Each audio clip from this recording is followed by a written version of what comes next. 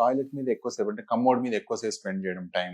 Okay. కొందరు ఏం చేస్తా ఉంటారు, ఫోన్ తీసుకెళ్తా ఉంటారు. కొందరు ఈవెన్ బుక్స్ తీసుకొని వెళ్తా ఉంటారు టాయిలెట్‌కి వెళ్ళేటప్పుడు.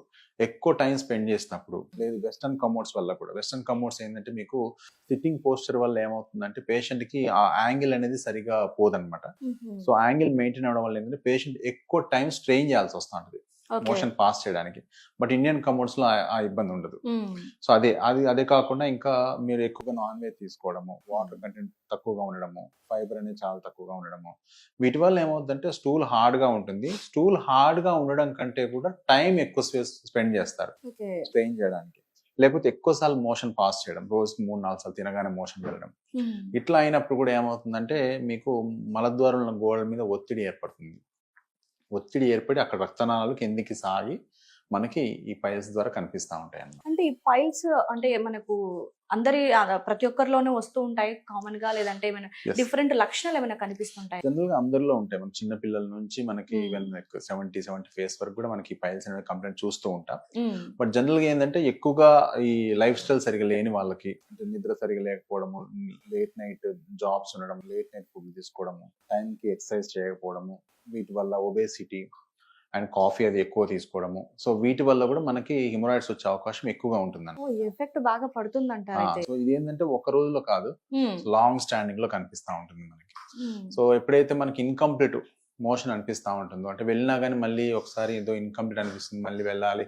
ఇలా ఒక 2, 3 టైమ్స్ గాని అనిపించింది అంటే మాత్రం మనకి అక్కడ ఆటోమేటిక్‌గా స్ట్రెయిన్ చేస్తున్నట్టున్నాం. స్ట్రెయిన్ చేయడం వల్ల ఒత్తిడి అనేది ఏర్పడుతుంది కాబట్టి ఆటోమేటిక్‌గా వస్తాయి. ఇవే కాకుండా ప్రెగ్నెన్సీలో కూడా మనకి బేబీ యొక్క ప్రెషర్ వల్ల కూడా ఏర్పడుతుంది. ఈవెన్ 70, 75 ఇయర్స్ ఏజ్ తర్వాత కూడా మనకి వాళ్ళ కాన్‌స్టిపేషన్ చాలా ఎక్కువ ఉంటుంది. వాళ్ళలో కూడా హిమోరాయిడ్స్ వస్తా ఉంటాయి. హ్మ్. సో, ఇట్లా మనకి ఈ ఒత్తిడి ఏర్పడ్డప్పుడు మనకు ఆటోమేటిక్‌గా ఈ హిమోరాయిడ్స్ అనేవి కనిపిస్తా ఉంటాయి. Okay sir. అంటే మరి ఆయుర్వేదిక్ పరంగా ఎలాంటి ట్రీట్మెంట్ ఉంటుంది పైల్స్‌కి? ఓకే. సో, జనరల్‌గా మనకి చాలా రకాల ట్రీట్మెంట్స్ ఉంటాయి. హ్మ్. ముందు మనం లక్షణాలు చూసినట్లయితే ఇందాక చెప్పినట్టుగా ఫిషర్‌లో అయితేనేమో మనకు ఓన్లీ కట్, హ్మ్. పెయిన్ ఉంటుంది చాలా. అండ్ మోషన్ గీతలాగా బ్లడ్ వస్తుంది. ఓకే. బట్ అదే పైల్స్‌లో చూసినప్పుడు ఏందంటే మనకి ఈ పెయిన్ అనేది చాలా తక్కువ ఉంటుంది. మోషన్ వెళ్ళినప్పుడు ఏదో కొంచెం మంటగా ఉంటది. కానీ మోషన్ వెళ్ళినప్పుడు ఏంటంటే ఒక మాంసం లాంటిది బయటకొచ్చి హ్మ్. కొద్దిసేపటి తర్వాత లోపలికెళ్ళిపోతది. ఓహ్! దీన్ని గ్రేడ్ 2 అంటారు. గ్రేడ్ 3లో ఎలా ఉంటుందంటే బయటకొస్తది. వేలుతో నెడితే గాని లోపలికి వెళ్ళదు. హుహు. లేదా చాలా టైం పడుతుంది లోపలికి పోవడానికి. ఫోర్త్ గ్రేడ్‌లో కంప్లీట్‌గా బయటకొచ్చేస్తాయి. పేషెంట్‌కి చాలా ఇబ్బంది ఉంటుందన్నమాట మోషన్ వెళ్ళినప్పుడు. అది ఇంకా కొంచెం ఎమర్జెన్సీ కండిషన్. హ్మ్. ఇట్లా మనకి పైల్స్‌లో గ్రేడ్స్ గూడా ఉంటాయి. ఓకే. మెయిన్ లక్షణం వచ్చేసి మాత్రం మోషన్ వెళ్ళినప్పుడు మాంసం లాంటిది బయటికి రావడము, దానంతట అది లోపలికి పోవడము, హ్మ్. లేదంటే వేలుతో నెట్టడము. దాంతో పాటు బ్లీడింగ్. మోషన్ వెళ్ళినప్పుడు అసలు ఇట్లా సిరంజ్‌తో కొట్టినట్టు బ్లీడింగ్ అవుతా ఉంటుందన్నమాట. ఓకే. డ్రాప్స్ పడతా ఉంటాయి. హ్మ్. ఇదే కాకుండా ఆ చుట్టుపక్కల దురద లాంటిది ఉంటుంది. హ్మ్. మోషన్‌కొచ్చే మార్గం నుంచి ఒకలాంటి స్టిక్కీ డిశ్చార్జ్ రావడము. హ్మ్. ఓకే. మ్యూకస్ డిశ్చార్జ్ అంటారు.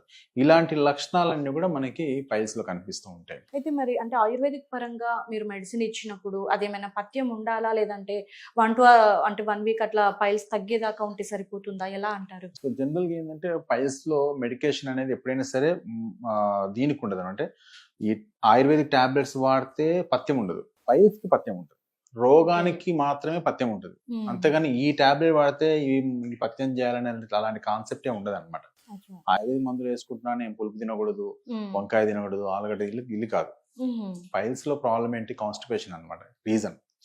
సో, పైల్స్‌కి మనం ఏ ఆహార అలవాట్లు తినాలో అవి చెప్తాం మనం. అంటే కొంచెం స్టూల్ సాఫ్ట్‌గా ఉండేటట్టు చూసుకోండి. ఈ ఫుడ్ తినండి, ఈ ఫుడ్ తినకూడదు అనేది మనకి రోగానికి చెప్తాం. అంతేగాని మందులు వేసుకోవడం వలన మీకు ఇగో ఇవి వాడొద్దు అని చెప్పడానికి అట్లా ఏముండదు. కాబట్టి హ్మ్. ఆయుర్వేద మందులు వాడితే పథ్యం అంటూ ఏముండదు. అంటే సార్ మరి చాలా మంది సర్జరీ ప్రిఫర్ చేస్తూ ఉంటారు కదా! మరి సర్జరీ ఒక్కసారి చేస్తే పైల్స్ అనేది ఇంకా సాల్వ్ అయిపోతుందా ఆ! ప్రాబ్లమ్? సో, జనరల్‌గా ఎట్లా అంటే మనకి ఈ పైల్స్‌ని ఎప్పుడు సర్జరీ చేస్తాం మనం చూసినప్పుడు ఏందంటే, అందరికి ఎప్పుడో ఒకసారి కొంచెం లైట్‌గా బ్లడ్ పడి సంవత్సరానికి ఒకసారి. హ్మ్. సో